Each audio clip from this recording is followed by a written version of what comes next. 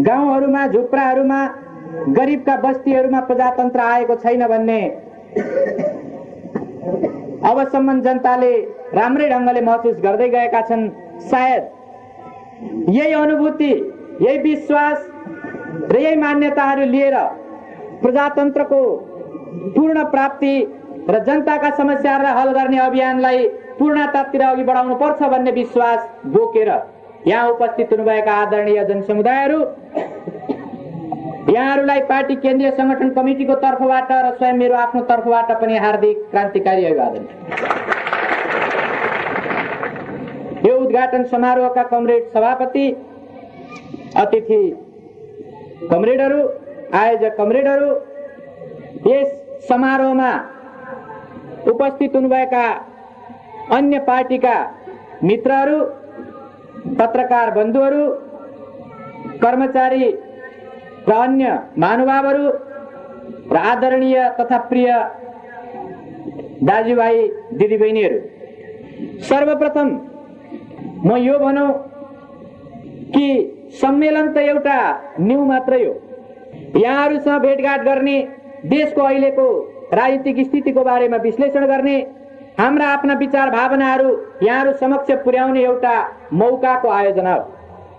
हामीले आफ्नो पार्टीको सम्मेलन 30 वर्षको निरङ्कुशताको कालमा जस्तै कुनै सानो घेराभित्र पनि गर्न सक्थ्यौं र हाम्रा आफ्ना नीतिहरू धारणाहरूको बारेमा हामी त्यहाँ छलफल गरेर पनि हामी टुङ्गो गर्न सक्थ्यौं। तर एउटा जनसभाको आयोजना गरेर पार्टीका सम्मेलनहरू आयोजना गर्नुको यही तात्पर्य हो कि हामी यस बेला मुलुकको तात्कालिक स्थितिमा आफ्ना विश्लेषणहरू जनताको समक्ष राख्न चाहन्छौं। सबभन्दा पहिला म यहाँहरू समक्ष क्षमा मागौं कि मैले हिजो नै यहाँ आउने, समयमै आउने वचन दिएको थिएँ। मुलुकमा भएका साधनहरूको सुविधालाई उपभोग गर्दै चाँडै आउने भएर आकाशबाट आउन चाहना गरियो, तर त्यो सबै अहिलेका सञ्चालक साथीहरूको हातमा भएको हुनाले अन्तिम अवधि उहाँहरूले बटन दबाइदिनु हो। मैले त्यसपछि थाहा पाएँ यहाँको साथीहरूबाट ट्रङ्क गरिएको हुनाले त्यसबाट थाहा पाएँ यहाँ वास्तवमा भेटघाटको निम्ति जनसमुदायको उपस्थित भएको रहेछ र कति हाम्रो पार्टीलाई स्वागत र सम्मान गर्ने भावनाको प्रतीक फूलका गुच्छाहरू लिएर बस्नु भएको रहेछ। सायद यही कुरादेखि नेपाली कांग्रेसलाई चित्त बुझेन कि यसले केही आतंक र भय पैदा भयो कि म केही भन्न सक्दिन। तर हामी 3 घण्टासम्म एयरपोर्टमा बस्यौं र 4 बजेसम्म पनि अहिले तुमलिङटार प्लेन गएको छ, फर्केर आएर सिमरा जान्छ। अहिले रामेछाप प्लेन गएको छ, फर्केर आएर सिमरा जान्छ। अहिले जनकपुर जाँदैछ, फर्केर आएर सिमरा जान्छ भन्ने त्यहाँका कर्मचारीहरूले हामीलाई जवाब दिइरहे र अन्तमा सिमराको प्लेन क्यान्सल गरियो भन्ने माइकमा घोषणा गरेर घोषणाकर्ता गायब भएछन्। लगत्तै हामी काउन्टरमा सम्पर्क गर्न गयौं त एकजना बहिनी त्यहाँ बसेकी थिइन् र उनले भनिन् कि जसले घोषणा गर्यो उहाँ त हिँडिसक्नु हो। के कारणले घोषणा गरियो, के कारणले क्यान्सल गरियो मलाई थाहा छैन। उहाँले भन्दै हुनुहुन्थ्यो माथिको निर्देशन आएको हुनाले क्यान्सल गरिएको अरे। यस ढंगले उनले बताइन् र हामीले त्यसबेला थाहा पायौं कि नेपाली कांग्रेसको वर्तमान सरकारको कृपामा अब यो देशका नागरिकहरूले एकदेखि अर्को भूभागमा जानको निम्ति पनि कहीं गिरिजा बाबुबाट पर्मिट लिनुपर्ने त होइन। जे होस् यो आफ्ना गुनासा र आफ्ना भनाइहरू म काठमाडौँमै गिरिजा बाबुसँग पनि गरौँला, किशुन बाबुसँग पनि गरौँला र अरू को कांग्रेसी बाबुहरू छन् सबैसँग कुरा गरौँला। तर मैले यहाँ क्षमा माग्न चाहेको कुरा यो हो कि हिजो पनि यहाँहरूले भेटघाटको निम्ति एउटा जुन दुःख उठाउनु भयो र त्यसमा म आइपुग्न सकिन। म पर्साका आदरणीय जनसमुदायहरू समक्ष शिर झुकाएर हार्दिक क्षमा याचना गर्छु। आदरणीय जनसमुदायहरू, पर्साका क्रान्तिकारी जनसमुदायहरू, प्रजातन्त्र, न्याय र अग्रगतिको पक्ष लिने जनसमुदायहरूको सामु पार्टीका विश्वास र पार्टीका वचनबद्धताहरूलाई लिएर साक्षात्कार गर्ने मेरो यो पहिलो अवसर हो। यस कारणले पनि म सर्वप्रथम आफ्नो हार्दिक खुसी प्रकट गर्छु कि आज हाम्रै पार्टीको जिल्ला सम्मेलनको नाममा यहाँहरू समक्ष साक्षात्कार गर्ने मौका मिलेको छ। धेरै अवधि पार भइसकेको छ। नेपाली जनताले उठ्न चाहेर मात्रै होइन, उठ्न थालेर पनि एउटा पञ्चायती तानाशाहीलाई समाप्त पारे। निरङ्कुशताको 1 वर्षीय अवधि पार भयो, आम निर्वाचन पनि सम्पन्न भयो र आम निर्वाचन सम्पन्न भएको पनि अहिले 6 महिना 7 महिना बित्न लागेका छन् र अब समय आएको छ कि आफ्ना वचनबद्धता र आफ्ना कबुलहरूको आधारमा कुनै राजनीतिक पार्टीले काम गर्छ कि गर्दैन। उनले जनताको सामु केवल झुठा आश्वासनहरू, झुठा बकवासका कुराहरू मात्रै गरी हिँड्छ कि वास्तवमा ती विश्वासहरूलाई पालन गर्नको निम्ति लागि परेर काम पनि गर्छ। त्यो कुराको मूल्याङ्कन गर्नको निम्ति यी बितेका 6 महिनाहरू त्यति थोरै होइन। हुने बिरुवाको चिल्लोपात 6 महिनासम्मको कामको मूल्याङ्कन गरेर अब भन्न सकिन्छ कि कुन राजनीतिक पार्टीले, कुन शक्तिले, कस्ता विचारहरूले यो मुलुकका समस्यालाई ठिक ढङ्गले हल गर्न सक्छ। यसो भएको हुनाले म फेरि 30 वर्ष पञ्चायती तानाशाहीको भर्त्सना गर्नको निम्ति समय खर्च नगरौं। त्यो आम जनसमुदायले त्यसलाई निन्दा र भर्त्सना गर्दै त्यसले मुलुकलाई बर्बाद पार्यो भन्ने कुराको घोषणा गर्दै अनि राजाले त्यस बेलाको संसदीय व्यवस्थालाई भङ्ग गरेर निर्दलीय पञ्चायती व्यवस्थाको नाममा ठाडो निरङ्कुश तानाशाही लागू गर्दा अरू मुलुकले 100 वर्ष लगाएर गरेको विकास हामीले 10 वर्षमा गर्नुपर्छ भनेर ल्याएको भए तापनि त्यो निरङ्कुश राजतन्त्रको ठाडो तानाशाही भएको 30 वर्ष शासनकालमा नेपाल संसारको सबभन्दा गरिब 18औं नम्बरमा भएको यो नेपाल राजाकै शासनकालमा सबभन्दा गरिब दोस्रो नम्बरमा आयो। यो बर्बादीको स्वयं भागीदार अर्थात् त्यसको अनुभव गरेका, त्यसलाई भोगेर जानेका हामी नेपालीहरू जनताहरूको सामु मैले यसको कुनै व्याख्या गर्न जरुरी छैन। र त्यसपछि निर्दलीय पञ्चायती व्यवस्थालाई अन्त्य गर्ने अन्तिम घोषणा 47 साल कार्तिक 23 गते भयो भन्न सकिन्छ, जुन बेला बहुदलीय व्यवस्थाको संविधान जारी भयो। र त्यो बहुदलीय व्यवस्थाको संविधानले जनताको हातमा निश्चित अधिकारहरूलाई उल्लेख गरेको छ र ती अधिकारहरूलाई उपभोग गर्दै, ती अधिकारहरूलाई प्रयोग गर्दै यो मुलुकमा आमूल परिवर्तन गर्नको निम्ति, यो मुलुकको कायाकल्प गर्नको निम्ति, जनता र राष्ट्रका समस्याहरूलाई पूर्णपूर्ण मात्रामा हल गर्नुपर्छ भन्नको निम्ति अहिले जनताहरू लागिरहेका छन्, राजनीतिक शक्तिहरू लागिरहेका छन्। र यही जनता र राष्ट्रको यही आकांक्षाको सन्दर्भमा, यही चाहनाको सन्दर्भमा राजनीतिक पार्टीहरूको मूल्याङ्कन हुनुपर्छ। जनताले ठूलो उत्साह र रुचि राखेर भाग लिएको दोस्रो महानिर्वाचन सम्पन्न भयो र त्यो दोस्रो महानिर्वाचनमा अहिले निर्वाचन कसरी भयो त्यसको गहिराई खोतल्नतर्फ नजाउँ, तर निर्वाचनको परिणाम स्वरूप नेपाली कांग्रेसले 27 लाख र केही भोट पायो। हाम्रो पार्टी नेकपा एमाले 20 लाख र केही भोट पायो। प्रतिशतमा भन्ने हो भने नेपाली कांग्रेसले पाएको प्रतिशत 37 छ, हामीले पाएको भोटको प्रतिशत 27 छ, अर्थात् 10% थोरै भोट छ। अनि सिंगै वामपन्थी शक्तिले पाएको भोट र नेपाली कांग्रेसले पाएको भोटको तुलना गर्ने हो भने कांग्रेसले पाएको भोटको भन्दा 1% मात्रै हाम्रो वामपन्थीहरूको भोट थोरै छ। जे होस्, नेपाली कांग्रेसले बहुमत प्राप्त गरेर सरकार बनायो र यो पर्सा जिल्लाबाट अनि जहाँ अहिले हामी उभिएर कुरा गरिरहेका छौं यो ठाउँबाट पनि नेपाली कांग्रेसका प्रतिनिधिले जितेर जानु भएको छ। त सबभन्दा पहिला जनताको यो छनौटलाई, जनताको यो मतदानलाई, जनताको यो अधिकार र विश्वासलाई म आफ्नो पार्टीको तर्फबाट फेरि पनि एकचोटि हार्दिक सम्मान व्यक्त गर्छु कि मेरो अब मैले भन्न खोजेका कुराहरूको यो तात्पर्य होइन कि म पर्साका जनताको, मेची र महाकालीका जनताको जसले नेपाली कांग्रेसको रुख चिन्हमा 4 तारे झण्डाको छायामुनि त्यसले अगाडि सारेका घोषणा पत्रका विचार र मान्यताहरूप्रति विश्वास गर्दै जसले 27 लाख भन्दा बढी मत प्रदान गरे, म ती जनताप्रति हार्दिक सम्मान जाहेर गर्छु। तर जनता कसैको पनि दास र कसैको कैदी भएर बस्न सक्दैनन्। न त कुनै राजनीतिक पार्टीको, न कुनै राजा महाराजा र महासामन्तको, न कुनै व्यवस्थाको कैदी भएर बस्न सक्दैन। त्यसो हुनाले यो भनिरहनु जरुरी छैन कि यसपटक जनताले नेपाली कांग्रेसले यदि ठिक ढंगले शासन चलाउने हो भने चलाएर देखाओस् भन्नको निम्ति मौका दिए। अब कांग्रेसले कसरी शासन चलाउँदैछ त्यो त यहाँहरूले देखिरहनु भएकै छ। अझै जबसम्म जनताले आफै उठेर परिस्थितिलाई बदल्नको निम्ति यताउता गर्नुपर्ने आवश्यकता ठान्नुहुन्न तबसम्म हेर्दै पनि जानुपर्नेछ।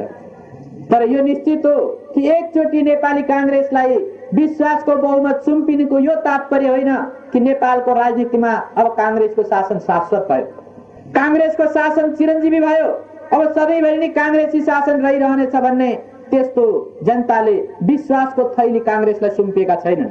त्यसै हुनाले जनताले प्रदान गरेको मतलाई सम्मान गर्दा गर्दै पनि वास्तवमा अहिलेको यो सरकारले, सत्ताधारी पार्टीले जस्तो रवैया अपनाएको छ, जस्तो व्यवहार गरिरहेको छ, त्यसको बारेमा हामी आलोचक छौं, त्यसको बारेमा हामी विरोधी छौं। हामी त्यसको विरोध, भण्डाफोर र आलोचना गर्ने क्रियाकलापलाई, हाम्रो आफ्नो कुराहरूलाई हामी लगातार अगाडि बढाइरहेका छौं। तिनै कुराहरू भन्नको निम्ति, तिनै कुराहरू सुनाउनको निम्ति पनि आज यो पार्टीको सम्मेलनको अवसर पारेर यहाँहरू समक्ष यो आह्वान गरिएको। आदरणीय जनसमुदायहरू, नेपाली कांग्रेसले बहुमत ल्याएर सरकारको घोषणा गर्ने बित्तिकै दुईटा कुराहरू कबुल गरेको थियो भन्ने पूर्ववक्ता साथीहरूले पनि भन्नुभयो। त्यसमध्ये एउटा थियो यो मुलुकको शान्ति सुरक्षालाई व्यवस्थित बनाउने, अनुकूल बनाउने, र दोस्रो थियो महँगी मूल्य वृद्धिको कुराहरूलाई रोकेर जनतालाई राहत पुर्याउने। यद्यपि म कुनै लक्षण र कुलक्षणमा, भाग्य र अभाग्यमा विश्वास गर्दिन, तर पनि जनतामा प्रचलित उखानको रूपमा रहेको हुनाले म एउटा कुरा भनौं कि जसको मुखमा अलक्षिणले बास गरेको हुन्छ त्यसले जे भन्यो त्यसको उल्टो परिणाम हुन्छ। अब नेपाली कांग्रेसको मुखमा लक्षिणले बास गरेको छ कि अलक्षिणले बास गरेको छ त्यो यहाँहरूले छुट्याउने कुरा हो। अन्तरिम सरकारका प्रधानमन्त्री कृष्णप्रसाद भट्टराईजी भारतमा गएर फर्केर आउनुभयो। उहाँले भन्नुभयो 35% अब मूल्य घट्नेछ, तर परिणाम के भयो भने 70% मूल्य बढ्यो।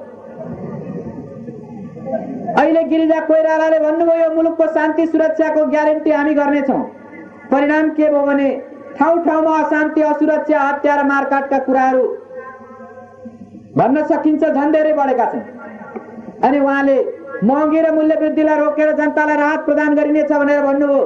त्यही महँगी र मूल्य वृद्धिले आहत भएर छटपट्टिमा परेर अहिले जनतामा हाहाकार भएको छ। बरु कहीँ नेपाली कांग्रेसले अब यो मुलुकमा म आतंक मचाइदिन्छु भनेको भए शान्ति हुन्थ्यो कि? बरु कहीँ नेपाली कांग्रेसले अब यो मुलुकमा म महँगी हजारौं प्रतिशतले बढाइदिन्छु भनेर भनेको भए कहीँ घट्थ्यो कि? केमा विश्वास गर्ने हो? सरकार र राजनीतिक पार्टीहरूले, मन्त्रीहरूले, प्रधानमन्त्रीले र त्यस्तै आफ्ना हातमा अधिकार लिएर बसेका व्यक्तिहरूले सार्वजनिक घोषणाको साथ कुनै कुराहरू भन्छन् तर त्यसको उल्टो व्यवहारमा हुन्छ भने अब विश्वास केमा गर्ने? के कुरामाथि विश्वास गरेर जनताले पछ्याइरहने हो? त्यो एउटा ठूलो विश्वासको संकट पनि उत्पन्न भइरहेको छ। र यहाँ यसै सन्दर्भमा, या मुलुकका विभिन्न राजनीतिक कुराहरूको सन्दर्भमा मलाई प्रश्न सोध्ने क्रममा यहाँ कसैले सोध्नु भएको छ र उहाँले के सोध्नु भएको छ भने 3 महिनासम्म यदि अधिकार दियो भने हामी महँगी नियन्त्रण गरेर हामी देखाइदिनेछौँ भनेर तपाईले धेरै ठाउँमा भन्नुभयो। तपाईसँग त्यस्तो कार्यक्रम के छ? तपाईहरुको त्यस्तो योजना के छ? त्यो कुरा कृपया खुलासा पारिदिनु होला भनेर यहाँ उल्लेख गरिएको छ। हो, मैले धेरै जनसभाहरूमा यो विश्वास प्रकट गरेको छु कि यदि नेपाली कांग्रेसको यो सरकारले महँगीलाई नियन्त्रण गर्न रोकथाम गर्न सक्दैन भने यस कुराको निम्ति उसका केही आफ्नै बाध्यताहरू आफ्नै केही लाजगाल पछि हट्नु पर्ने कुराहरू रहेका छन् भने केवल यो महँगी नियन्त्रण गर्ने मात्रै सवालमा सम्पूर्ण निर्णय गर्ने र काम गर्ने अधिकार यदि विपक्षको हैसियतले हामीलाई दिन्छ भने हामी यो कुरा गरेर देखाइदिनेछौँ। मैले यो कुरा उल्लेख गरेको हुँ।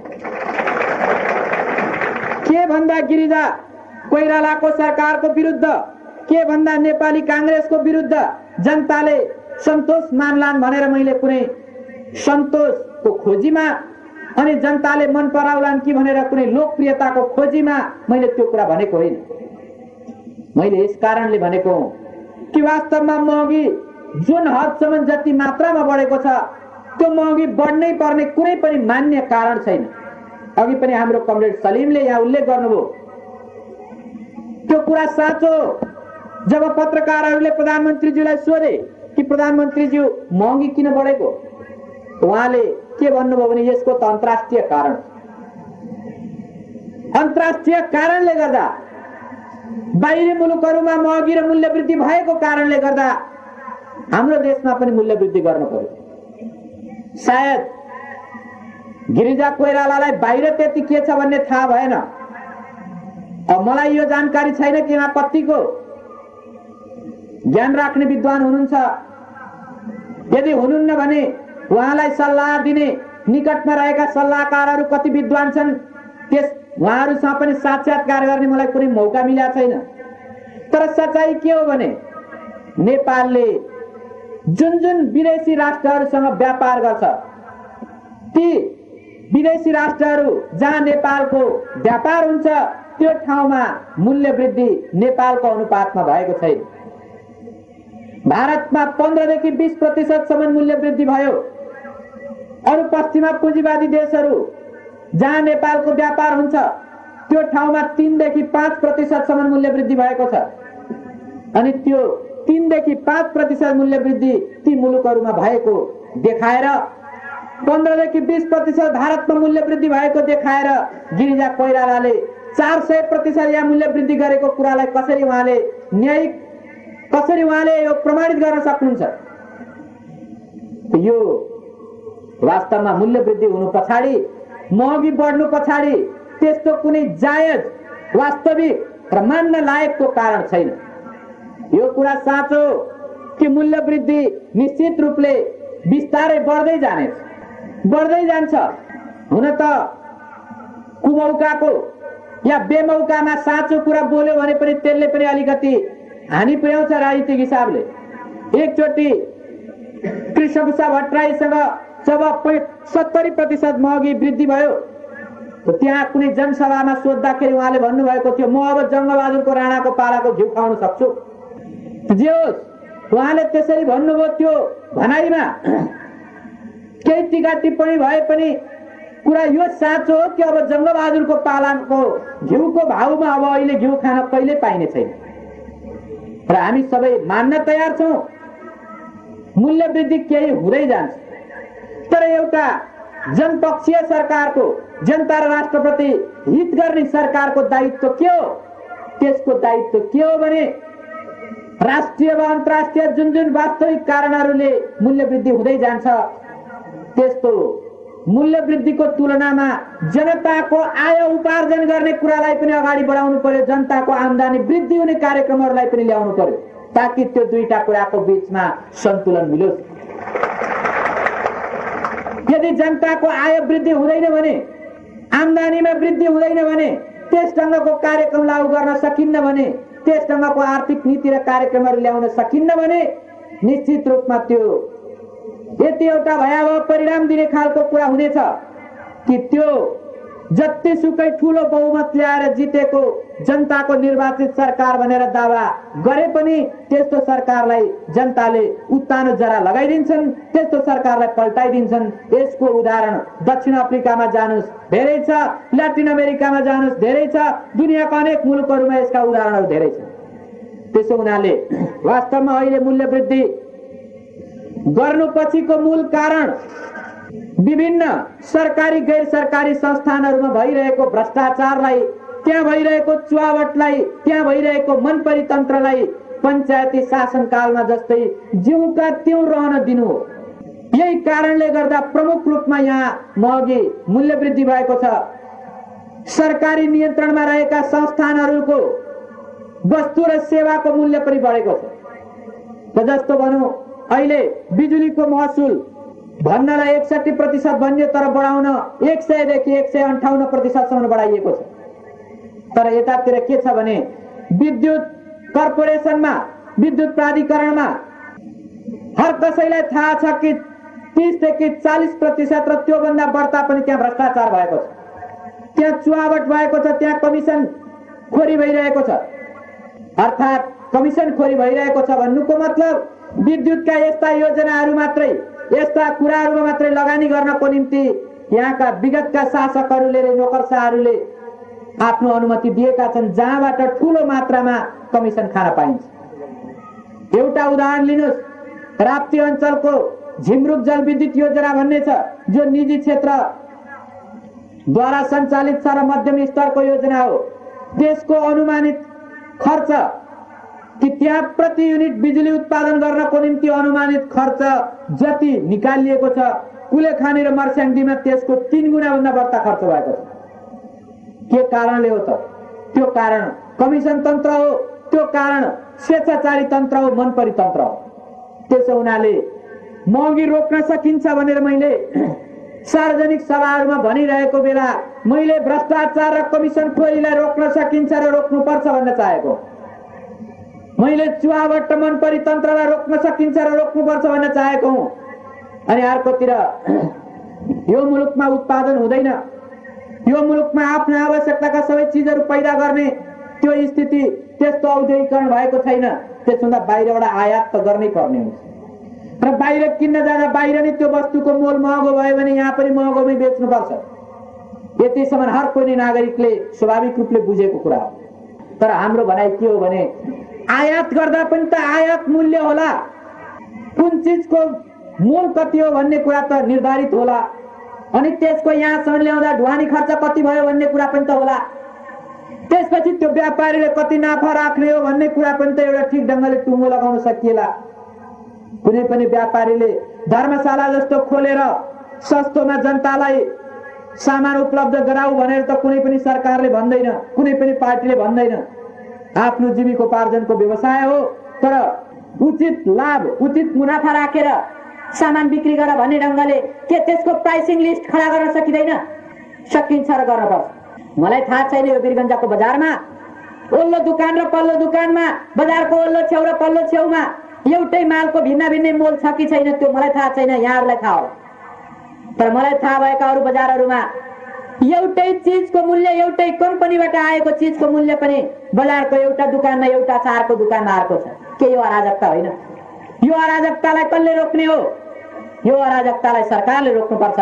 प्रत्येक अराजक ढङ्गले नाफा कमाउन चाहने प्रवृत्तिलाई सरकारले नियन्त्रित र हतोत्साहित गर्नुपर्छ। मैले यो कुरा राख्न चाहेको। अनि यसबाहेक बजारमा आपूर्ति गर्नको निम्ति केही निश्चित धन्ना सेठहरूलाई एकाधिकार दिनु हुँदैन। यदि त्यस्ता निश्चित धन्ना सेठहरूलाई एकाधिकार दिने हो भने जुनसुकै बेलामा पनि यहाँ एउटा कृत्रिम अभावको स्थिति उनीहरूले खडा गरिदिन्छन्। तस्करी र कालोबजारी बढ्न जान्छ र जाने कृत्रिम रूपमा मूल्य वृद्धि बढेर जान्छ। त्यसो हुनाले यो चिजलाई रोक्न सकिन्छ कि सकिँदैन? निश्चित रूपमा रोक्न सकिन्छ र सक्नुपर्छ। अहिले नेपाली काङ्ग्रेसले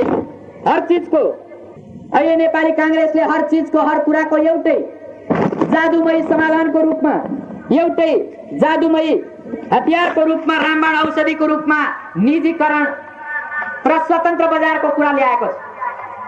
कसलाई थाहा छैन कि उत्पादनमा र आवश्यकता अनि आपूर्तिको बीचमा यदि सन्तुलन भएन भने कुनै पनि बजारमा स्वतन्त्र ढङ्गले प्रतिस्पर्धा हुन सक्दैन, स्वतन्त्र बजार हुन सक्दैन। त्यसो भएको हुनाले यी चिजहरूलाई रोक्न सकिन्छ र रोक्नुपर्छ हो। यिनै विश्वासको आधारमा, यिनै कुराहरूको आधारमा र अर्कोतर्फ नेपाली काङ्ग्रेसले जसरी आम निर्वाचनमा जुन ढङ्गको सहयोग राशि उनले जम्मा गर्यो, त्यो कुराको परिणाम स्वरूप पनि उनले त्यस्ता धन्ना सेठ र ठुला व्यापारीहरूलाई यदि उनले छुट दिइरहेको छ भने त्यो कुराको विरोध गरेर त्यसलाई नियन्त्रण गरेर मूल्य वृद्धिलाई कन्ट्रोल गर्न सकिन्छ भन्ने विश्वास हामीले जाहेर गरेका हौं। यसो भएको हुनाले आदरणीय जनसमुदायहरू, यो जुन मूल्य वृद्धिको प्रसङ्ग छ, जसरी मलाई यहाँ सोधिएको छ तपाईसँग के त्यस्तो कार्यक्रम छ, त्यो अरू कुनै त्यस्तो जादुमय कार्यक्रम होइन। त्यो कार्यक्रम भनेको भ्रष्टाचार र कमिसन तन्त्रलाई, मनपरी तन्त्रलाई, स्वेच्छाचारी तन्त्रलाई नियन्त्रण गर्नुपर्छ भन्ने कुरा नै हो यो। र यसरी नै शान्ति क्षेत्र, शान्ति सुरक्षा सम्बन्धित क्षेत्रका सवालहरू, यी विषयहरूलाई हेर्दा हामी के देखिरहेका छौँ भने नेपाली कांग्रेसले जुन वचनबद्धता व्यक्त गरेको थियो, नेपाली कांग्रेसले जुन खालको विश्वास जनतालाई दिएको थियो, त्योभन्दा ठीक उल्टो व्यवहार भइरहेको छ। र यहाँ आएका प्रश्नहरू, आएका कुराहरू मध्ये केही यस्तो पनि छ जस्तो म एउटा यहाँहरूलाई पढेर सुनाऊ।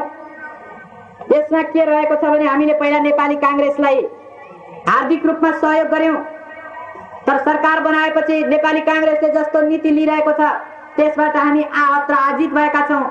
यदि यी निम्न प्रश्नहरूको जवाब तपाईले दिनुभयो र त्यसमा चित्त बुझ्यो भने हामी निशर्त रूपमा एमाले पनि हामी जोइन गर्न सक्छौं भनेर चारजना व्यक्तिले नाम लेखेर यहाँ एउटा प्रश्न पठाउनु भएको छ। र त्यसमा के छ भने बहुदलीय जनवाद अल्पकालीन हो वा दीर्घकालीन नीति हो। दोस्रो के छ भने राजासँगको भेटघाट पछि एकैपटक सो कुरा नआई अलिअलि क्रमशः मञ्च र पत्रिका मार्फत किन आयो। अनि तेस्रो के छ भने महँगी बढ्दा अन्तर्राष्ट्रिय कारण, कर्मचारीले तलब बढाउ भन्दा राष्ट्रिय कारण, दुवै कारण स्वाभाविक छन् त। चौथो के छ भने दरबार वार्ता र कर्मचारी आन्दोलनको कुनै सम्बन्ध छ र दरबार वार्ताबाट तपाईको भाषणमा अन्तर्वार्तामा फरक आएको किन। 5 तपाईलाई 3 महिना सरकारले अधिकार दिए महँगाई नियन्त्रण गर्ने सम्बन्धमा सो कार्यक्रम अलि स्पष्ट गरी बताइदिनुहुन्छ। द्वन्द्वको सम्बन्धमा साम्यवादमा कस्तो रहला। नेपाली कांग्रेसको समाजवाद र तपाईको समाजवाद कति फरक छ। त यी 7 वटा प्रश्नहरू यहाँ गरिएका छन् र त्यस्तै प्रश्नहरूको एउटा ठूलो बिटो यहाँ आएको छ। अब यो सबै प्रश्नहरूको एक-एक गरेर सबै प्रश्नहरूबारे एक-एक गरेर जाने समय छैन, न मलाई भन्ने समय छ, न यहाँहरूलाई त्यत्रो समय लिएर सुन्ने नै समय छ। त्यसो भएको हुनाले यी कुराहरूको समग्रताको रूपमा, यी कुराहरूको समष्टिको रूपमा म केही कुराहरू राख्न चाहन्छु। त्योभन्दा पहिला यो भनिहालौं कि एउटा बहुत मोटो प्रश्न पनि यहाँ आएको छ र यसको प्रश्न गर्ने महानुभाव हुनुहुन्छ अजय शर्मा र उहाँले धेरैवटा प्रश्न गर्नु भएको छ र ती प्रश्नहरूबाट मैले के निष्कर्ष निकाले भने उहाँ एमाले प्रति धेरै नकारात्मक, असन्तुष्ट र सायद भन्न मिल्छ कि मिल्दैन तर अनुचित तहसम्मको विरोध भाव मनमा राखेर उहाँले प्रश्न गर्नुभएको छ। अब यसमा एउटा यो पनि प्रश्न छ कि आफूलाई कम्युनिस्ट पार्टीको नेता भन्ने मदन भण्डारीलाई स्वागत गर्नको निम्ति ठाउँ ठाउँमा जुन ढङ्गको गेटहरू अथवा फूलमालाहरू ल्याइयो, जनताहरू भोका नाङमा छन्, त्यो कुरालाई ख्याल नगर्ने तर व्यक्तिलाई यस्तो ढङ्गले स्वागत गर्ने यो कुरा उचित हो। जे होस् यस बारेमा नि मैले केही भन्नु छैन, भन्नु यस मानेमा छैन कि वास्तवमा त्यस ढङ्गले एउटा चाहिँ व्यक्तिलाई स्वागत गर्ने, व्यक्तिलाई हाई गर्ने कुराको कम्युनिस्ट पार्टी मार्क्सवाद लेनिनवाद त्यसको विरोधी छ। तर त्यो यदि पार्टीको विचारको र कार्यक्रम प्रतिको जनताको सम्मान हो भने त्यो कुराहरू स्वाभाविक रूपले हुन सक्छ। व्यक्तिको हो कि पार्टीको हो, व्यक्तिको हो कि विचारको हो, व्यक्तिको हो कि कार्यक्रमको हो, कुन कुरा प्रति पर्साका जनताले सम्मान जाहेर गर्न खोजेका हुन्, कुन कुरा प्रति जनताले आफ्नो आस्था विश्वास र कुन कुरालाई जनताले स्वागत गर्न चाहेका हुन्, सायद म यो विश्लेषण गर्न चाहन्छु। यो विश्लेषणको म माग गर्न चाहन्छु उहाँबाट। यदि त्यो मदन भण्डारीको हो भने मदन भण्डारी भन्ने व्यक्तिको कुनै अर्थ र मूल्य छैन र त्यो वा अरू कोही पनि कुनै पनि व्यक्तिहरू व्यक्तिगत ढङ्गले स्वागत योग्य हुँदैनन् र गरिनु हुँदैन। तर मैले अब उहाँसँग यस कारणले यो प्रश्न उठाएको हुँ कि सायद नेपाली कांग्रेसलाई पनि त्यही चिन्ता थियो कि मदन भण्डारी अहिले हवाईजहाजमा गयो भने जनताको फूलमालाहरूको बढ्ता अबिरहरूको त्यहाँ खर्च हुन्छ र यो परम्परा राम्रो होइन, त्यसै कारणले मदन भण्डारी नजाओस् भनेर उसले ट्रेन क्यान्सल गरिदिएको हुन सक्छ। त यसको केही रहस्यको पुच्छर, रहस्यको सूत्र सायद अजय शर्माबाट केही थाहा पाउन सकिन्छ कि यहाँहरू कसैले अजय शर्मासँग गएर सोध्नु होला कि प्लेन क्यान्सल वास्तवमा के यही कारणले गरिएको होइन। अब जे होस्, नहुन सक्छ यो प्रश्नमा संजोग मात्रै पर्या हुन सक्छ। संजोग हो भने त्यो उहाँले नि बताउनु होला को हुनुहुन्छ, म उहाँलाई चिन्दिनँ पनि। तर अब अरू सवालहरू जो यसभित्र पनि छन् र अरू प्रश्नमा पनि छन्, म त्यसमा जान चाहन्छु। त्यो हो बहुदलीय जनवाद। अहिले हाम्रो पार्टीले बहुदलीय जनवाद या जनताको जनवादी व्यवस्थामा बहुदलीय प्रतिस्पर्धाको प्रणाली अपनाउँछौं भन्ने कुरा गर्यो। यो कुरा गरिसकेपछि दक्षिणपन्थी कोणबाट पनि अर्थात् नेपाली कांग्रेसबाट र आफूलाई कम्युनिस्ट भन्ने वाम कोणमा रहेका त्यस्ता मित्रहरूले पनि यसको निरन्तर विरोध गरिरहेका छन् र विरोधको आशय भिन्न भिन्नै छ। नेपाली कांग्रेसको तर्फबाट के भनिन्छ भने यो एमाले केवल सत्ता हटाउनको निम्ति, जनतालाई झुटा कुरा गरेर अल्मल्याउनको निम्ति बहुदलीयताको कुरा गरेको छ। वास्तवमा ऊ बहुदलीयतालाई अपनाउने पक्षमा छैन। यो नेपाली कांग्रेसले प्रचार गरिरहेको छ। अनि अर्कोतिर उग्र वामपन्थी संकीर्णतावादको शिकार भएका, त्यसको जामा लगाइरहेका त्यस्ता पंक्तिबाट के कुरा आउँछ भने बहुदलीय प्रतिस्पर्धाको प्रणाली अपनाउनु नै वास्तवमा मार्क्सवाद लेनिनवादबाट पतित हुनु हो, त्यसलाई छोड्नु हो। त्यसको सैद्धान्तिक व्याख्या र विश्लेषणको कुनै लामो गहिराईमा जानु जरुरी छैन। तर म के भन्न चाहन्छु भने हाम्रो पार्टी बहुदलीय प्रतिस्पर्धाको प्रणालीलाई आम निर्वाचनद्वारा जनताले दिएको बहुमतको आधारमा सरकार चलाउने प्रणालीलाई राजनीतिक विश्वासको रूपमा हामी ग्रहण गर्छौं।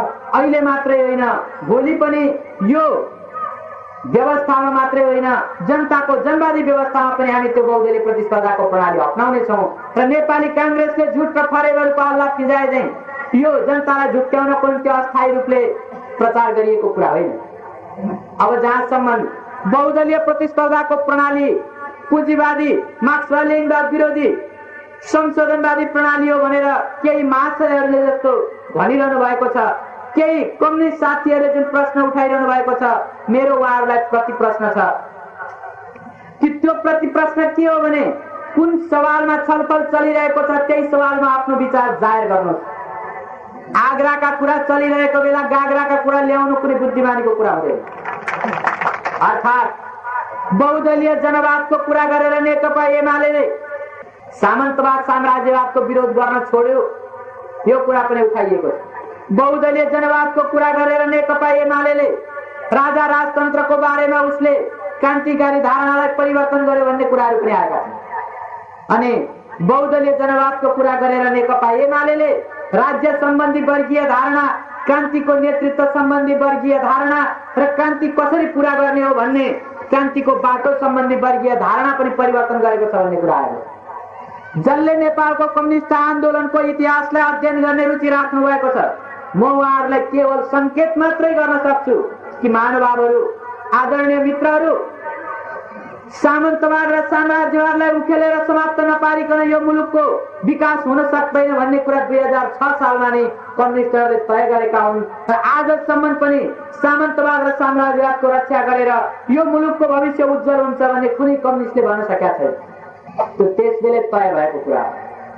अनि त्यसपछि 12-13 सालमा पुगेर राजावादी दिशा अर्थात् राजाले पनि यो मुलुकको विकास निर्माण गर्न सक्छन्, राजाको नेतृत्व र निर्देशनमा पनि यो मुलुकले आफ्नो भाग्य बदल्न सक्छ भन्ने ढङ्गका विचारहरू कम्युनिस्ट पार्टीमा आए र त्यो रायमाझीले ल्याएका थिए।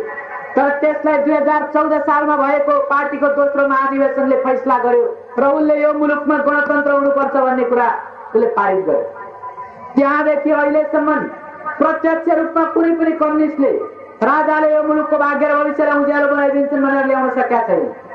राजनीतिको यो सवाल पनि, राजनीतिक कार्यदिशाको यो सवाल पनि 2014 सालदेखि नै कम्युनिस्ट आन्दोलनमा हल भएको कि यो मुलुकमा गणतन्त्रको स्थापना नगरिकन मुलुकको भाग्य र भविष्यलाई उज्यालो बनाउन स्थायी रूपले अघि बढाउन सकिँदैन।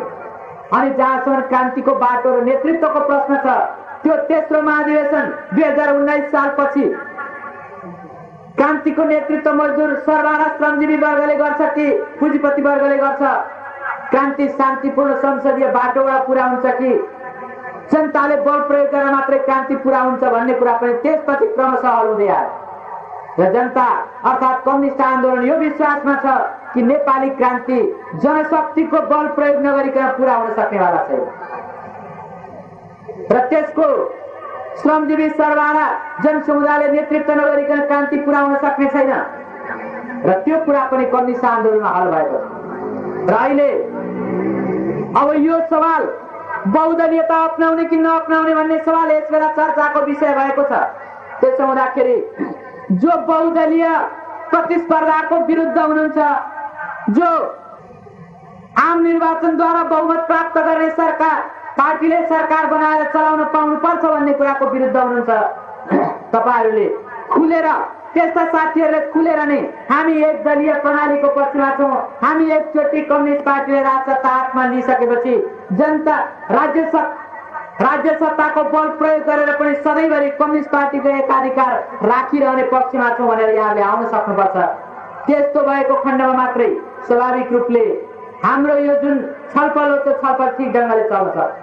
र यसो भएको हुनाले बहुदलीय जनवादको सम्बन्धमा, बहुदलीय प्रतिस्पर्धाको सम्बन्धमा हाम्रा विचारहरू कुनै अस्पष्ट छैनन्, हाम्रा विचारहरू कुनै लुकाइएर छिपाइएर भनिएका छैनन् र हामी सर्वहारा श्रमजीवी मेहनती जनताको पक्ष पोषण गर्ने राज्य सत्ता स्थापना गर्न चाहन्छौँ र हामी त्यसमा बहुदलीय प्रतिस्पर्धाको प्रणाली स्थापना गर्न चाहन्छौँ। यो मैले यहाँ वीरगञ्जमा आइसकेपछि केही साथीहरूबाट सुने, के सुने भने यहाँका पुँजीपतिहरू सायद यहाँका जमिनदारहरू पनि जनतासँग कुरा गर्ने, मजदुरहरूसँग, श्रमजीवी मेहनती जनतासँग कुरा गर्ने दौरानमा अब त हामी पनि बहुदलीय जनवादी भयौँ, त्यसो हुँदाखेरि अब त तपाईँहरूको हाम्रो कुरा एउटै हो भनेर वास्तवमा त्यो नेपाली काङ्ग्रेसले दिएको प्रेरणालाई हो कि आफ्नै अब कमजोर एउटा चेतनाको कारणले हो कम्युनिस्टहरू प्रतिबाट जनताको आस्थालाई भ्रमित पार्ने त्यस्तो काम भएको छ। म यसमा के भन्न चाहन्छु भने अहिले हामीले स्थापना गर्न खोजेको व्यवस्था भनेको जनताको जनवादी व्यवस्था हो। जनताको जनवादी व्यवस्था भनेको सामन्तवाद साम्राज्यवादलाई उन्मूलन गरेर स्थापना गर्ने व्यवस्था हो। यसको मतलब अहिले नै यो कुनै समाजवादी क्रान्ति होइन, अहिले नै यो कुनै निजी स्वामित्वलाई अन्त्य गर्ने क्रान्ति होइन, अहिले नै यो सम्पूर्ण जस्तो नेपाली काङ्ग्रेसको तर्फबाट चुनावमा प्रचार गरियो कि यदि कम्युनिस्टहरूको सरकार बन्यो भने यो एक कट्ठा रहेको आफ्नो खेत बारी पनि कम्युनिस्ट पार्टीले लगिदिन्छ, आफ्नो एउटा भएको घर पनि लगिदिन्छ भनेर जुन ढङ्गले प्रचार गरियो वास्तवमा त्यो वाहियात कुरा हो। हुन त यहाँहरूलाई थाहै छ कि नेपाली काङ्ग्रेसले यो 12 वर्षमा प्रचार गर्दाखेरि उसले यहाँ भनेछ कम्युनिस्ट पार्टीको सरकार आयो भने गाँजा लगाउन पाइँदैन, उसले गाँजा खेती गर्न दिँदैन, काङ्ग्रेसको सरकार आयो भने हामी मजासँग गाँजा खेती गर्न दिन्छौँ। त्यसको पनि अघि भर्खरै चर्चा भयो। नेपाली काङ्ग्रेसले वास्तवमा जसले नेपाली काङ्ग्रेसलाई भोट दियो ती जनताहरूलाई भने गाँजा खेती गर्न दिने, जसले नेपाली काङ्ग्रेसलाई दिएन उनीहरूको भने गाँजा खेती काट्ने समाप्त पार्ने कुरा गरिरहेको छ भन्ने अघि पनि यहाँ चर्चा हो। मलाई पनि यहाँ साथीहरूले भन्नुभएको थियो। त्यस्तै मैले अरू पनि धेरै ठाउँमा देखेँ। नेपालगञ्जमा बादी भन्ने एउटा जाति छ, त्यो जातिको बस्ती छ, परम्परादेखि नै बादी जातिका महिलाहरू देह व्यापार गर्छन्।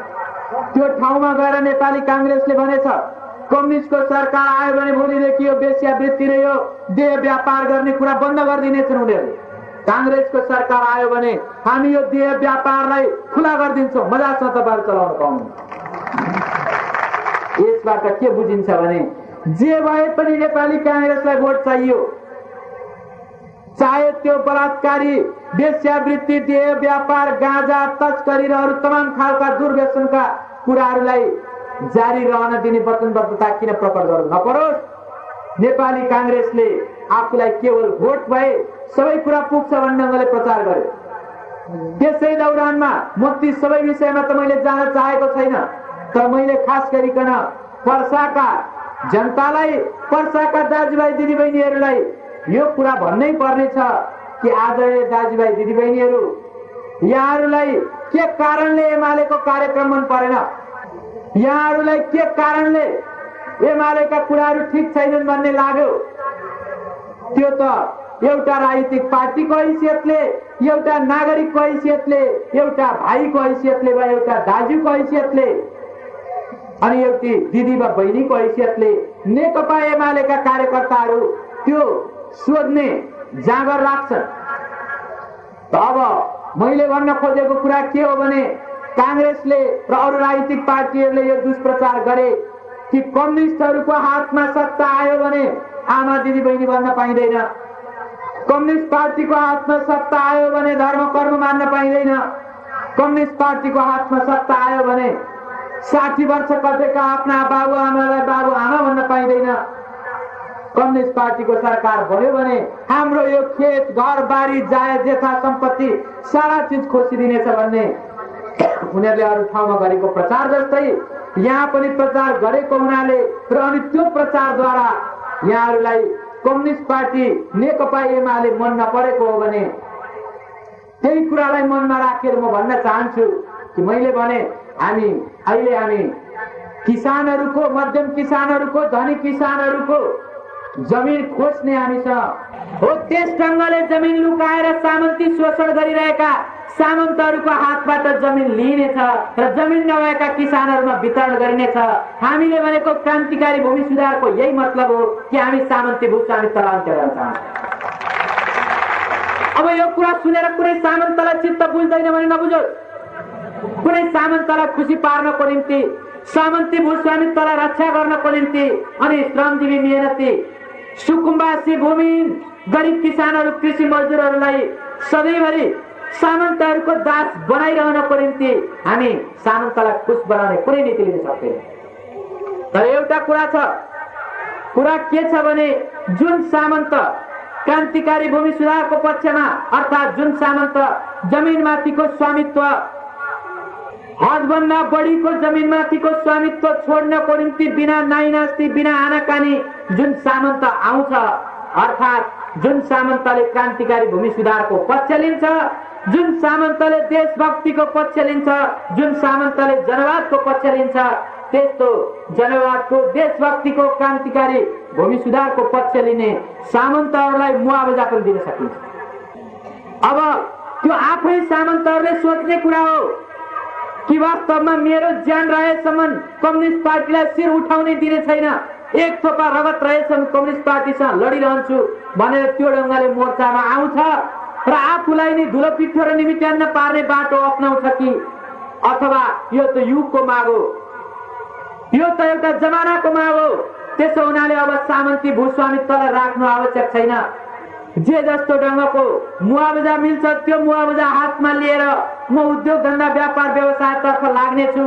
त्यसो हुँदाखेरि क्रान्तिकारी भूमि सुधार ठिक हो भनेर त्यस ढङ्गले आउँछ भने यो आफूलाई बचाउने, आफूलाई जुग अनुरूप अगाडि बढाउने, समाजसँग मिल्ने, गरिब जन समुदायप्रति सहानुभूतिशील भएर सोच्ने एउटा नीति र तरिकाको कुरा हो।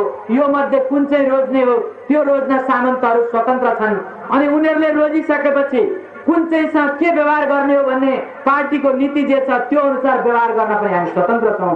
अर्थात् जो किसान आन्दोलनको क्रान्तिकारी भूमि सुधारको विरुद्ध आउँछ त्यसको नाम कालो खातामा लेखिनेछ र जो क्रान्तिकारी भूमि सुधारको पक्षमा आउँछ त्यसको नाम हरियो खातामा लेखिनेछ।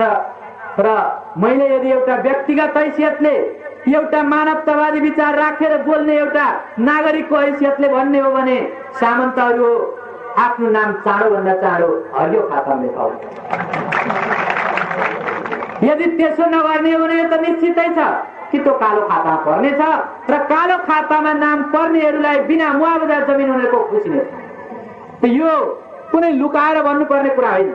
अब म यहाँहरूलाई अनुरोध गर्छु कि त्यो सामन्तले त्यही छिमेकमा भएको आफ्नो अलि किसानको घरमा गएर देख्यौ कम्युनिस्ट पार्टीको महामन्त्री मदन भण्डारीले टुडी खेलमा भाषण गर्दाखेरि जमिन खोसिनेछ भनेर भाषण गर्यो। भोलि त्यो कम्युनिस्ट पार्टीको शासन आयो भने तेरो यो एक कट्ठा पनि त्यसले खोसिदिनेछ भनेर भड्काउन सक्छ।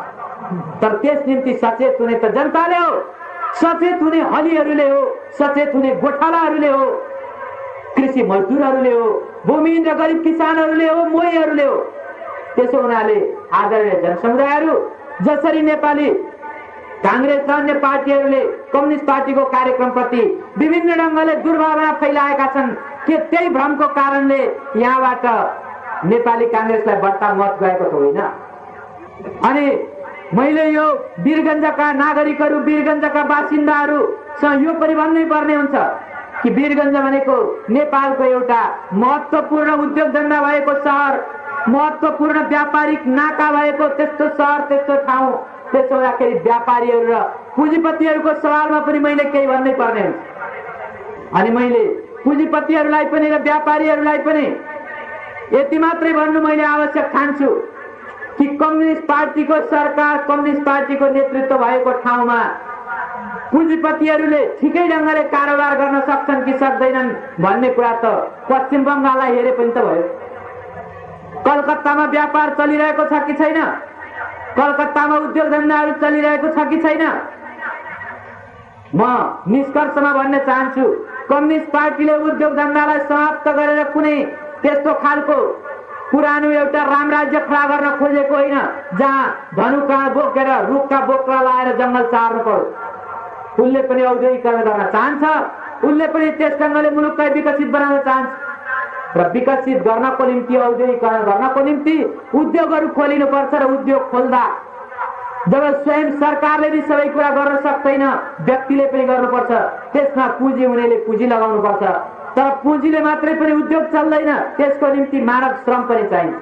त्यसो हुनाले पुँजीपतिहरू, व्यापारीहरू जसले आफ्नो व्यवसाय गरिरहेका छन्, त्यो व्यवसायलाई रोक्ने त कुरै छोडौं, त्यो व्यवसायलाई अझ राम्रो ढंगले अघि बढाउनको निम्ति कम्युनिस्ट पार्टीले मद्दत गर्नेछ, कम्युनिस्ट पार्टीले त्यसमा सरसहयोग गर्नेछ।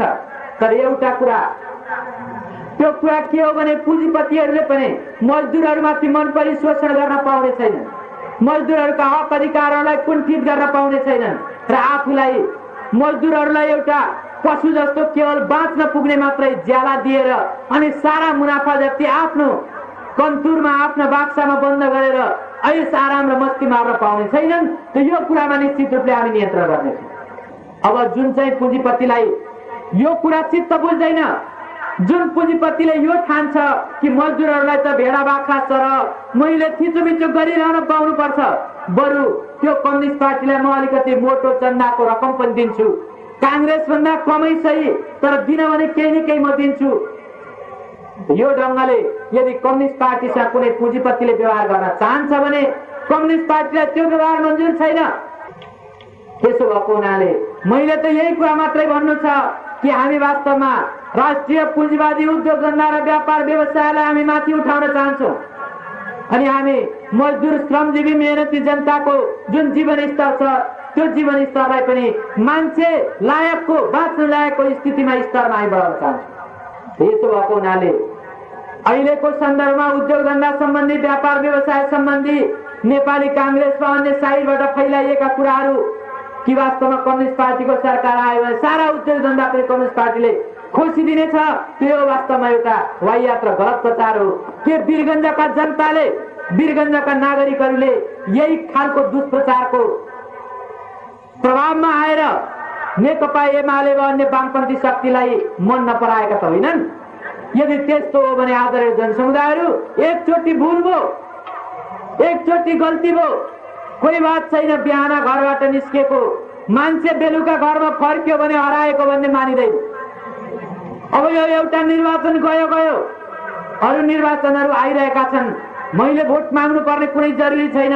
भोट माग्नु पर्ने बेलामा यहाँहरू समक्ष म आइपुग्न त म सकिनँ, तर पनि मैले भनेको कुरा के हो भने आउने भोटहरूमा, आउने निर्वाचनहरूमा फेरि हामी त्यो गल्ती नदोर्याउँ र कागले कान लग्यो भन्दैमा आफ्नै कान नछामिकन त्यस ढङ्गले हामी नदौडौँ।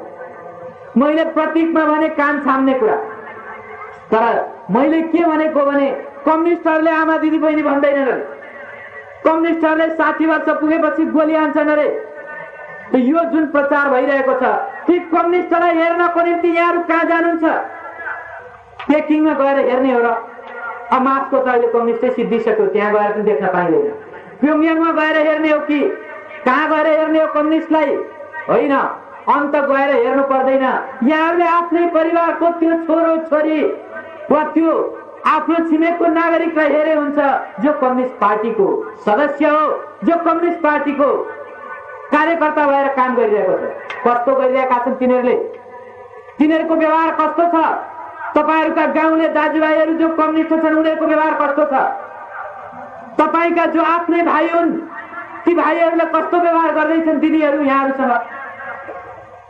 तपाईहरूका जो दाजुहरू हुन् ती कम्युनिस्ट दाजुहरूले कस्तो व्यवहार गर्दैछन् बहिनीहरू यहाँहरूसँग कस्तो व्यवहार गर्दैछन् भन्नाले आफ्नै कान छाम्दाखेरि हामी थाहा पाउँछौँ कि कान कागले लगेको यही छ।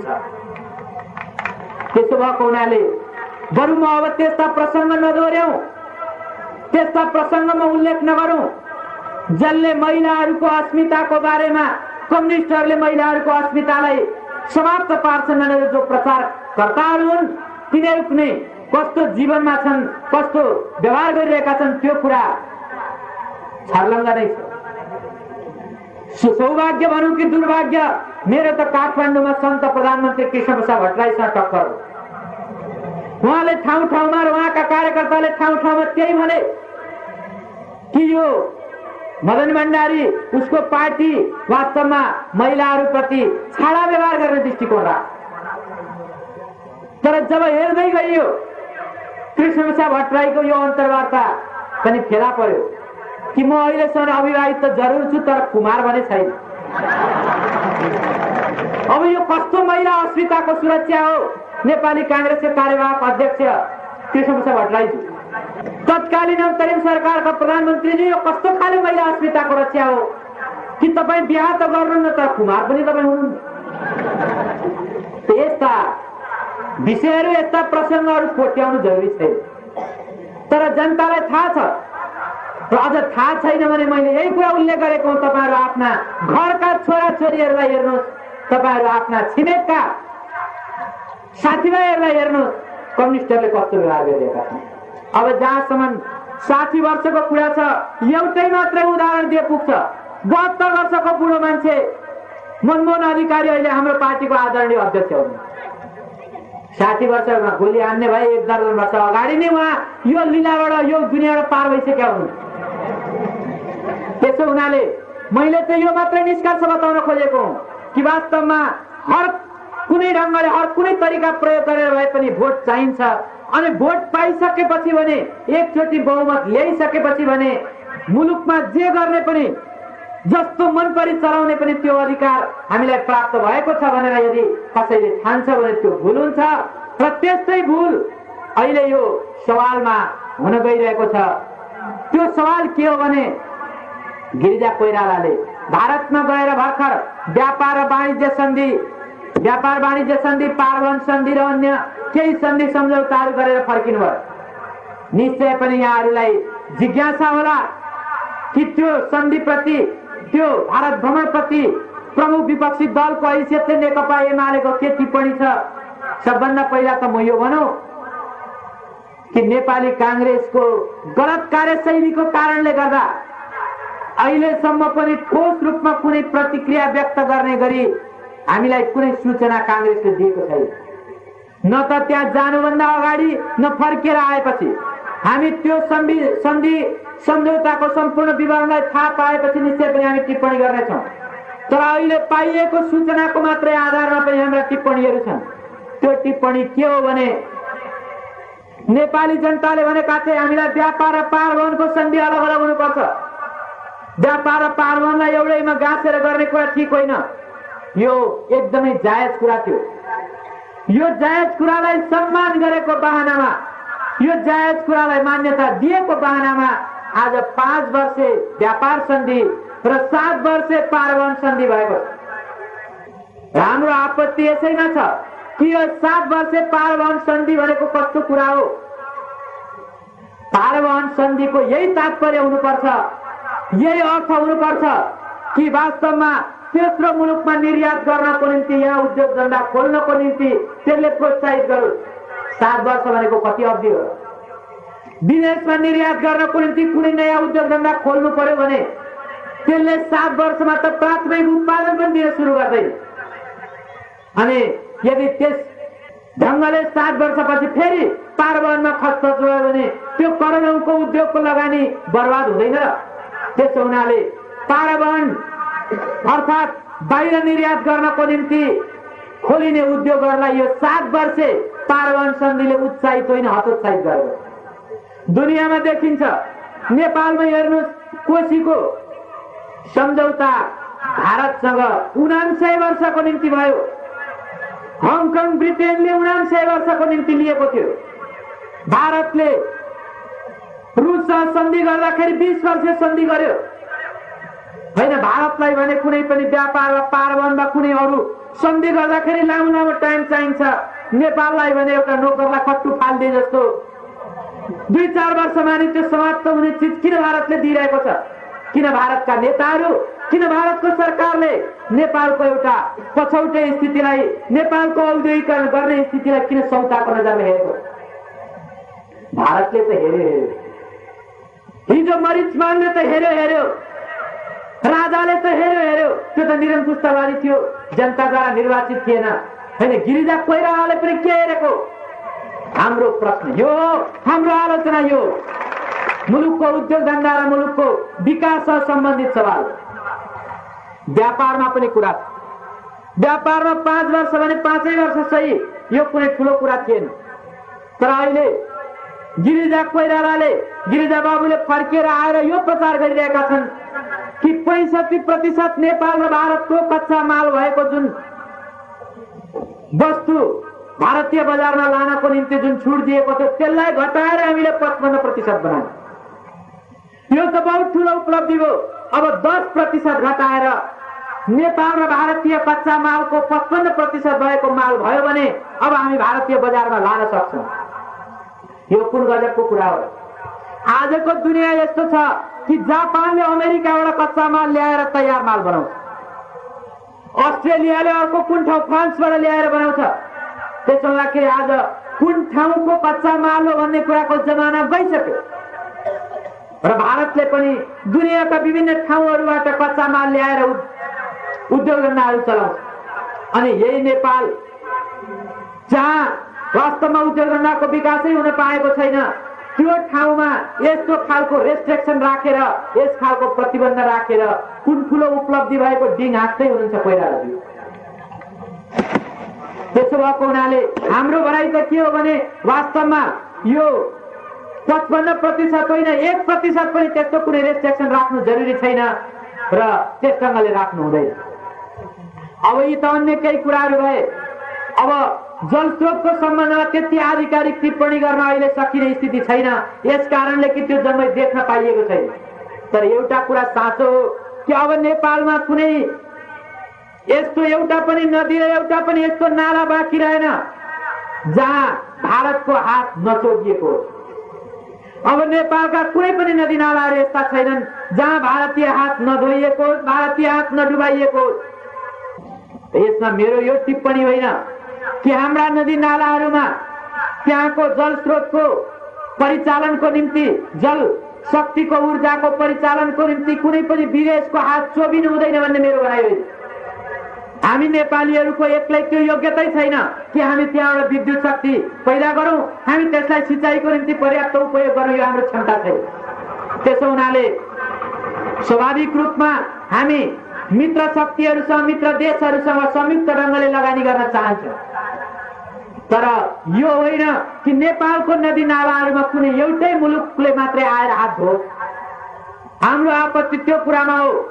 त्यसो हुँदाखेरि अब जुन जुन ठाउँमा प्रोजेक्टहरू, जुन जुन ठाउँमा परियोजनाहरू सञ्चालन गरेर नेपालका जम्मै नदी नालाहरूलाई अकुपाइड गरिएको छ, त्यस ढङ्गले जुन एउटा त्यसलाई कब्जा गरिएको छ वा त्यसको थालनी गरिएको छ, यदि त्यो तिनै ठाउँहरूमा अरू प्रोजेक्ट सञ्चालन गर्नको निम्ति अरू मित्र देशहरू अथवा बहुपक्षीय ढङ्गको कुराहरू गर्न पाइने छैन भन्ने प्रावधान यदि सम्झौतामा गरिएको रहेछ भने, राष्ट्रिय हितलाई ध्यान नदिने कुराहरू गरिएको रहेछ भने मैले लामो किन व्याख्या गरिरहनु पर्यो आदरणीय जनसमुदायहरू? यो त सार्वभौमिकताको पनि सवाल हो, नेपालको सम्पत्तिको सवाल हो। यसलाई यदि राष्ट्रिय हितलाई ख्याल गरिएको रहेनछ, नेपालका नदीहरू कुनै एउटै मात्रै मित्र देशलाई दिने काम गरिएको रहेछ भने हामी कुनै आलोचना मात्रै गर्दैनौँ, हामी कुनै विरोध मात्रै गर्दैनौँ। यो त एउटा राष्ट्रियताको पनि सवाल भएको हुनाले एउटै शब्द भनौँ, हामी यो मुलुकमा आगो बाल्छौँ। त्यसो भएको हुनाले व्यापार पारवहन सन्धि सम्बन्धी सवालहरूले पनि स्वाभाविक रूपले यो स्थितिलाई जाहेर गरेका छन्। त मैले यहाँहरूको लामै समय लिइसकेँ। यद्यपि यसै बेला भन्नुपर्ने कुराहरू पनि थुप्रै छन्।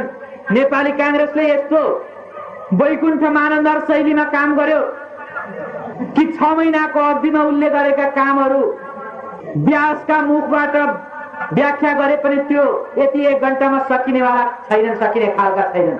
त्यति धेरै उसले ज्यादतीहरू गरेको छ। तर भन्नुपर्ने कुरा एउटै छ कि नेपाली काङ्ग्रेसले यस बीचमा सारा क्षेत्रमा काङ्ग्रेसीकरण गर्ने कोसिस गरेको छ। उसले सबै को काङ्ग्रेसी हो र को होइन भनेर पक्षपात गर्ने कुराहरूले गरिरहेको छ।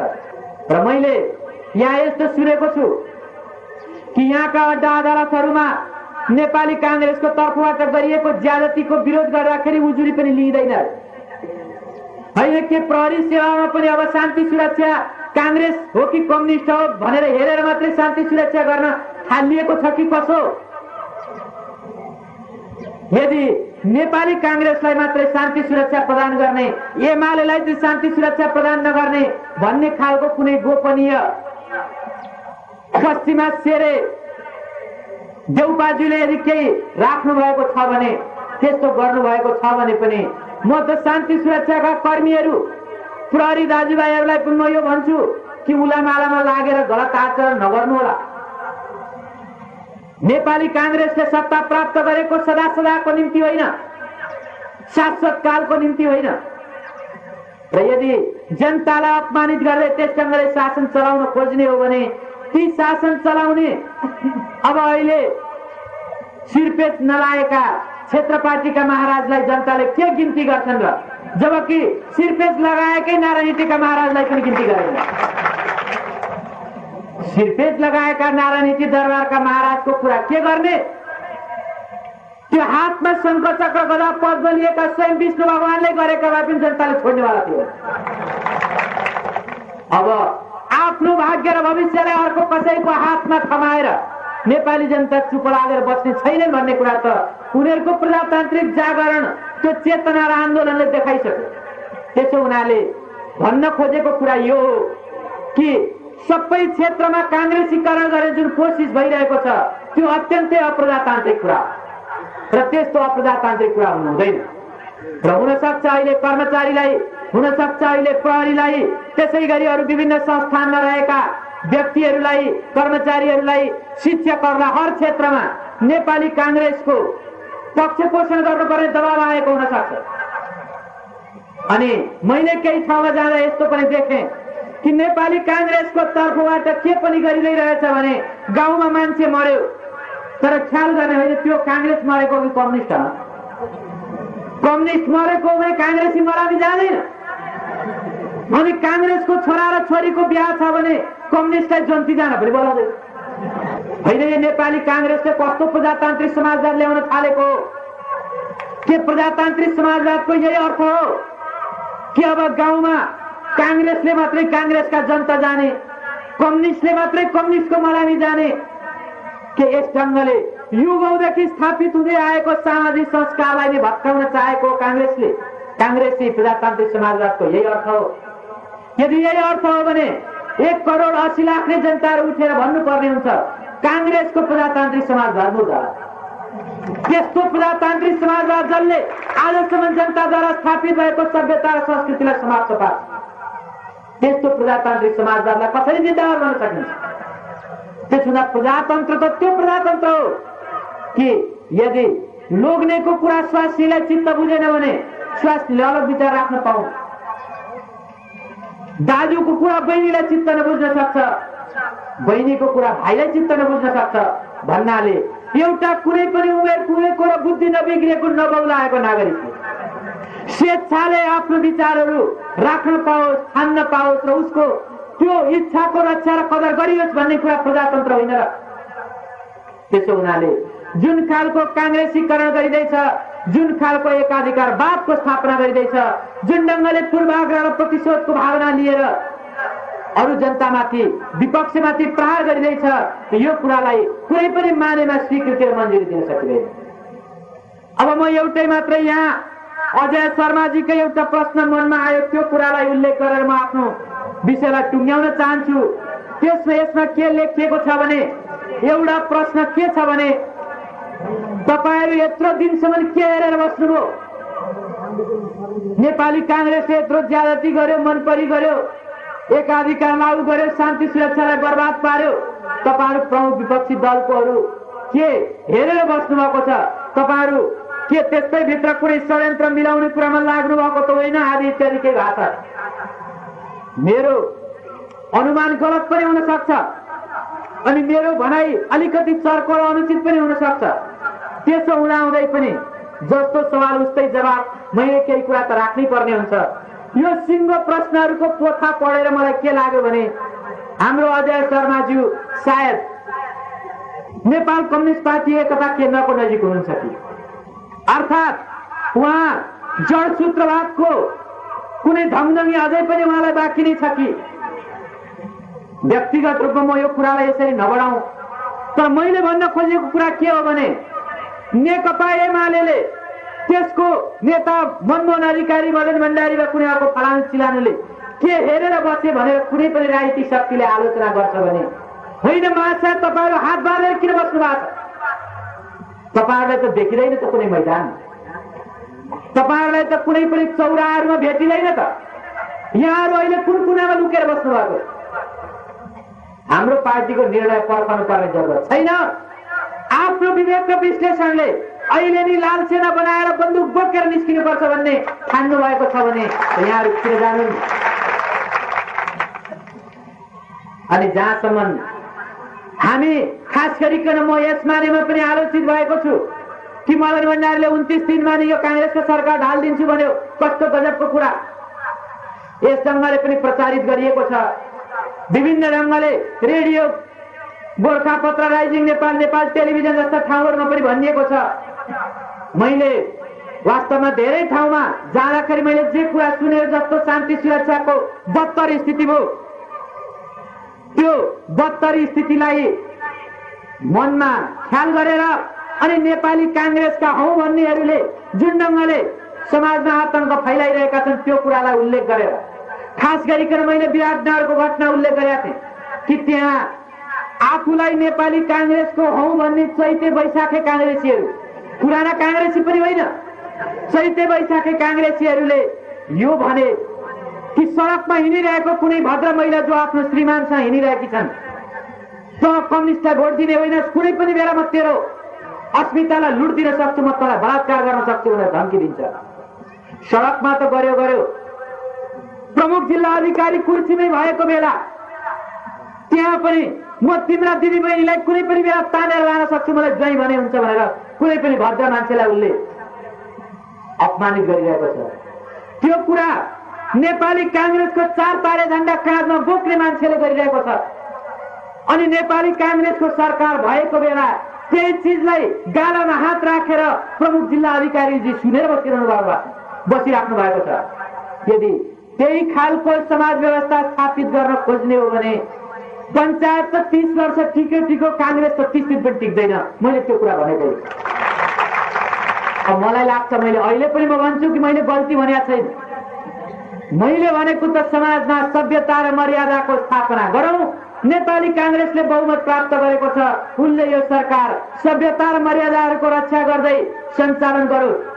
त्यसो नगरेर बाटोमा हिँडिरहेको कुनै पनि भद्र महिलालाई म तँलाई तानेर लान सक्छु, म तेरा छोरी बुहारीहरूलाई हातपात गर्न सक्छु भनेर 4 तारे झण्डा काँधमा बोकेको कुनै एउटा भिजिलान्ते त्यस ढङ्गले डुल्छ अनि त्यसको बारेमा सरकार त मौन बस्यो। कृष्णप्रसाद भट्टराई र गणेशमान सिंहजी पनि चुप लागेर बस्नुहुन्छ भने के त्यस्तो शासनलाई हामी सबैभरि सहेर बस्नको निम्ति तयार छौँ? मलाई लाग्छ कोही पनि सचेत नेपाली नागरिक तयार नै छैन। त्यसै हुनाले यो यसबीचका अन्याय अत्याचारहरू व्यथितिका कुराहरूलाई हामीले आलोचना गर्दै आएका छौँ। ती आलोचनाहरू र विरोधका कुराहरू जनताको बीचमा हामी पुर्याउँदै आएका छौँ। तर ती राजनीतिक पार्टीहरू जसले नेकपा एमाले केही पनि गरेन भनेर नेकपा एमालेको छातीमा आफ्नो दाल दल्ने जुन कोसिस गर्नुभएको छ, जुन सोच्नु भएको छ, अर्थात् नेकपा एमालेको काँधमा राखेर आफ्नो बन्दुक पड्काउने यदि केही सोच्दै हुनुहुन्छ भने नेकपा एमालेसँग आफैसँग त्यति पर्याप्त बुद्धि छ कि बन्दुक उसले उठाउनु पर्यो भने अर्काको बन्दुक आफ्ना काँधमा राखेर होइन, आफ्नै हातमा बन्दुक राखेर पड्काउने। त्यसो हुनाले यस बीचमा गिरिजा कोइरालाले अन्त यो कर्मचारी आन्दोलन एमाले सुरु गर्यो, 100 दिनसम्म पनि हामीले हनुमान मनाउन पाएनौँ भनेर जुन अन्तर्राष्ट्रिय तहमा गएर रोना एउटा बिलौना गाएका थिए। यसपटक संयुक्त राष्ट्रसङ्घमा हाम्रो मनमोहन अधिकारीजी जाँदा पनि धेरैले त्यही सोधे कि तपाईँहरूले त 100 दिनसम्म पनि नयाँ सरकारलाई मधुरात्रि नै मनाउन दिनु भएन, हनीमुन नै मनाउन दिनु भएन। यो अन्तर्राष्ट्रिय जनमत र नेपालमा पनि 27 लाख जनताले भोट दिएका थिए नेपाली काङ्ग्रेसलाई। त्यो जनमतलाई पनि महँगीले पिरोलेको छ, शान्ति सुरक्षाले पिरोलेको छ, अभावले पिरोलेको छ।